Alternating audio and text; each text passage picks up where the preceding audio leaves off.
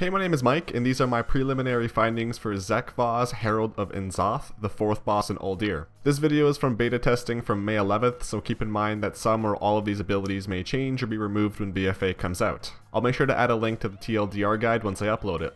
During testing, the best my group did was 34%, but I feel like I know what I need to know for this fight. Throughout the fight, there's some consistent abilities. One is that the entire raid is taking raid-wide AoE periodically from the discs around the room. Another is when the boss gets to 100 energy. He'll cover the majority of the room in a dark shadow and leave one part of it safe. Just run to the safe part of the room. He does this 3 times in a row. Void Lash is a frontal cone, so tanks make sure you're careful when you move him for the dark shadow. This puts a stacking 8-second debuff on you that reduces your healing received. Shatter is an ability he does on the main tank that increases the physical damage you take for 40 seconds. The boss will do Void Lash, then Shatter, then Void Lash again, so the tanks in my group swapped after the Shatter. In phase 1, move out of the raid if you have I-beam because it jumps to nearby people and does more damage. Ads will spawn and fixate random people. If they hit you, they put a dot on you, and on heroic they'll slow you. If you have a death knight, you can pull them onto the boss and stun them in AoE. If not, just wait till they're close together and then just stun them in AoE. Phase 2 starts at 70%. I-beam and the ads will stop happening. If you have Roiling Deceit, get out of the raid and drop the puddle away from them. If anyone stands in this puddle, an ad will spawn that'll probably wipe you. The dungeon journal says these puddles are supposed to be moving around the room slowly, but I didn't notice them doing that when I was testing. A new set of ads will spawn in this phase called Void Weavers. They're stationary and cast Void Bolt, which can and should be interrupted. Phase 3 starts at 40% and I didn't get a really good look at it. I know that there's a swirly that appears on the ground and an orb falls on it. You can let the orb touch the ground and do raid-wide AoE every 5 seconds, or someone can soak it and they get a buff. This buff increases their health, damage, and healing done by 100%, but when it expires they become mind controlled. It sounds like on heroic these MC'd people have a couple of fear abilities added to them.